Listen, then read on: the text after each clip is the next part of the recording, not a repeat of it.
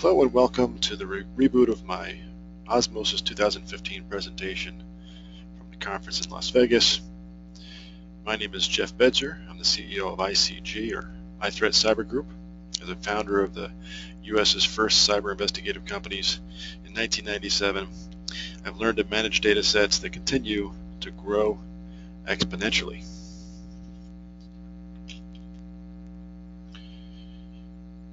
As traditional investigations utilize strings, pins, and other methods of link analysis, we're going to talk today about big data investigations that require the same type of process. So, how do I deal with all this data?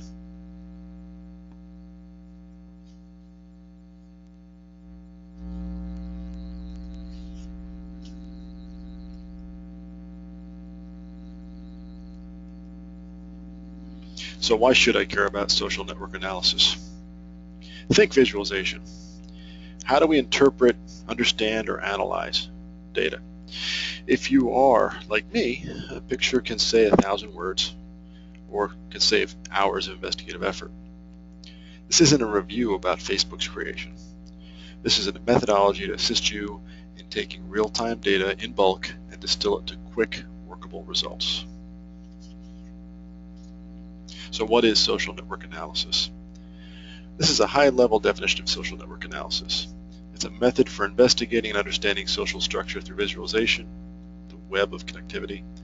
It can be applied to a wide variety of data sets, social media, email communication, business records, and more. It can be used to determine key entities within a network. There's a lot of math and research involved in it, which we're not going to touch upon, believe me. It is important to think of SNA as an idea, a concept, or a tool. Anything that involves a web of connectivity could have social network analysis applied to it.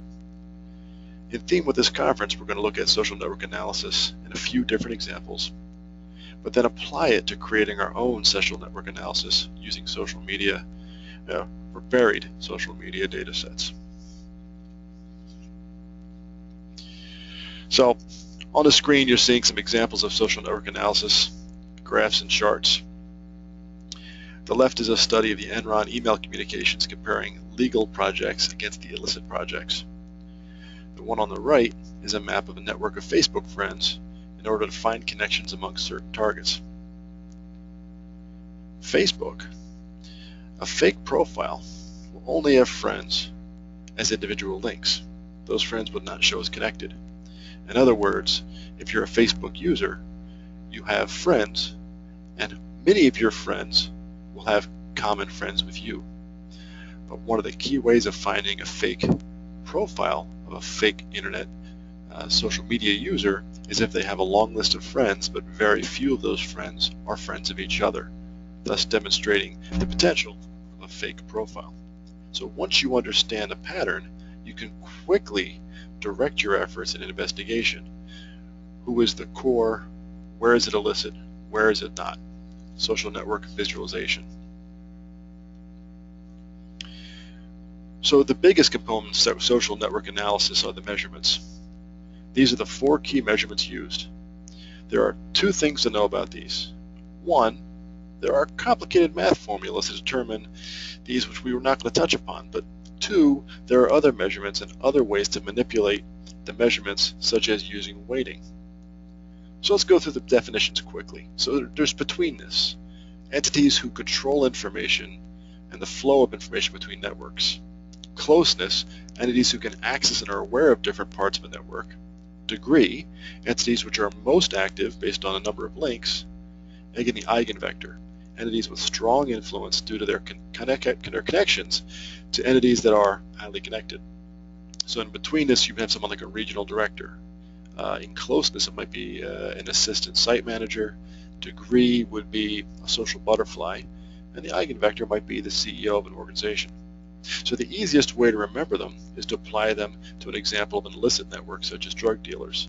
Betweenness is the trafficker, or the guy moving drugs from, say, Latin America to somewhere in the States. Without him, the 2 networks may not communicate. Closeness is like a lieutenant. They oversee things and are aware of what's going on everywhere.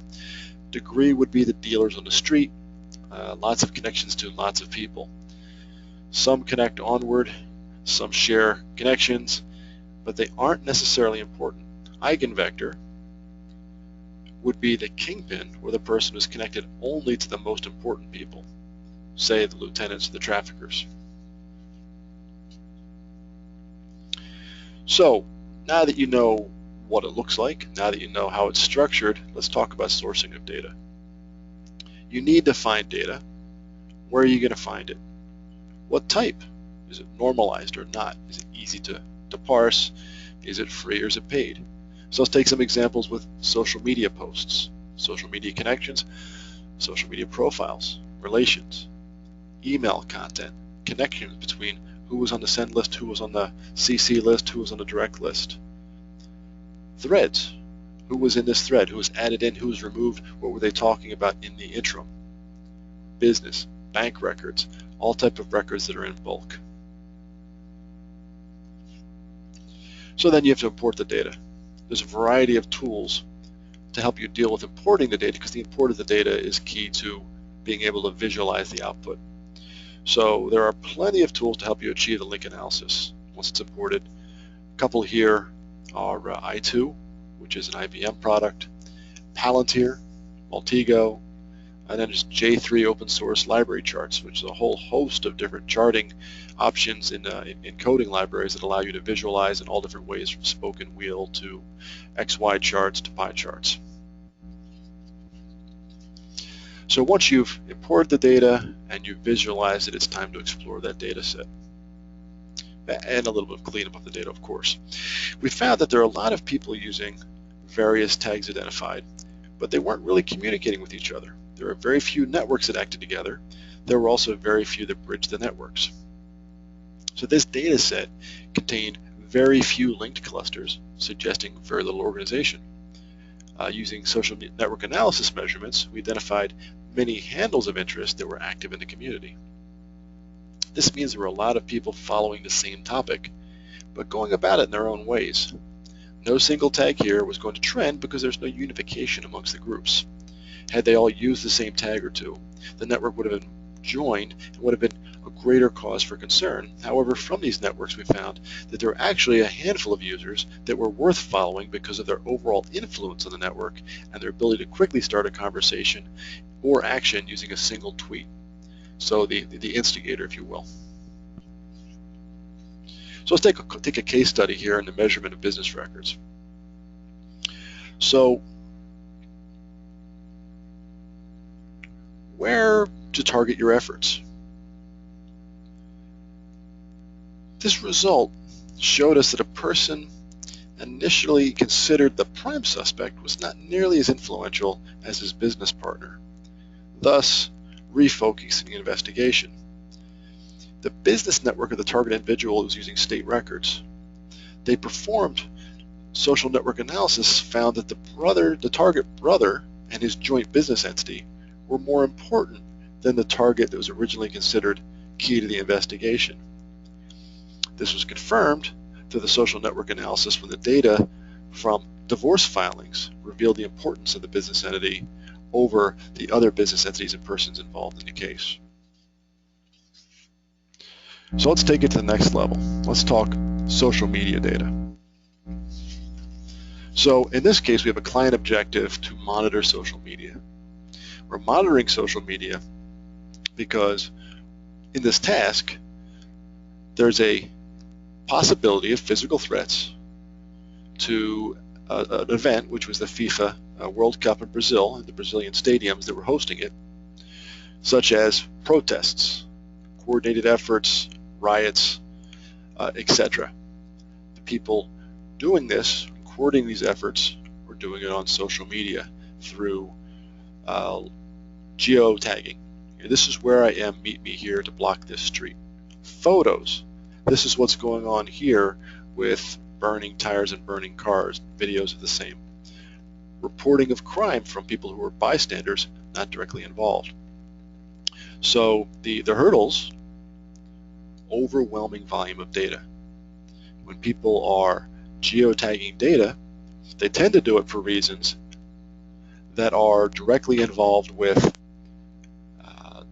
wanting people to know where they are. So if you're coordinating an activity, if you're coordinating a protest, you want people to know where you are. So the agitators, the organizers. There's a high data creation rate through a variety of platforms. People aren't just all using Twitter. They're not just all using Instagram. They're going to use any social network platform that the people they want to communicate with are on. And all those different disparate data sets can all be joined together on one smartphone, or one post on Twitter can be shared out through 16 different social media platforms at the same time. So the sites are not centralized, which of course requires additional effort. So when it comes down to it, it's about the tools to get the data. As this image shows, just as in a zombie apocalypse, it's how you use your tools. What are you using your tool for? What's the end product you're looking to do? It may be, in this case, to yard work, or potentially use those same tools to save your village from a zombie horde. So let's talk about specific tools. Tool number one is TweetBinder. TweetBinder allows the analysis of tweets around a person, hashtag, or rule set. It really helps you understand what is important in the content of a post. You can get varying levels of insight based on whether you have a paid or free account. This tool is Twitter only. Another Twitter only tool is Topsy. What Topsy does for you is it helps you understand historically what was important. There's the whole body of Twitter universe tweets back to tweet number 1 at your fingertips to allow you to gauge by keywords, by hashtags, by users, what was trending, what was important, what was the influencers, who was involved, who was the first to tweet, where did it spread from. So it gives you a historic view of how things went about, so you can have a better understanding of what happened in a post-event scenario. But say you want to dig deeper and you're more concerned not about what was being said but who was saying it. So maybe use a tool like Mention Map. This basically does charts and views of profiles based on what you're saying and how you're connected, who mentions you, so you have a better idea of who is connected to who, why they're connected, and what terms they're using that shows they're connected. You can dig a bit deeper. Some investigative tools to start investigating the activity in social media. So follow a user, but follow users silently so they don't know you're following them. Use a tool like Cyber Toolbelt. You can follow their activities within a geofence. Set a geofence around a stadium, set a geofence around a school, set a geofence around a campus, and see what's being said. Sometimes by keyword. I want to know when someone says something around a bad word like kill, hurt, drugs, etc.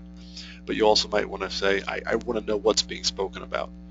We're doing layoffs, and during those layoffs I want to put a geofence up to see what people are saying during the layoffs, to see if there's any indications of potential violence. Where else do they have their user profiles? So can I find someone on Facebook, and can I associate their Facebook account with an Instagram, a Twitter account, a High Five, or other, Google Plus, YouTube, etc., where maybe they're not doing anything particularly bad on their Google Plus account, but when I find their YouTube account, there's all types of problems that I'd find because I've associated the accounts together. So tools like this can help you make those associations to assist in a mapping. So here's 3 screenshots of the tools mentioned in the last slide. The follow gives an overview of the user, much like you would do by going into their account page. The Twitter profile gives an in-depth view of a Twitter follow. Find social media accounts looks for accounts using a specific name on over 25 different social media networks. Thinking back to our FIFA example, we could use these tools to look into accounts posting on Twitter in more detail to see if they have accounts in other places and get a feel for their followers and their following, and see if something else of importance we missed in our previous analysis.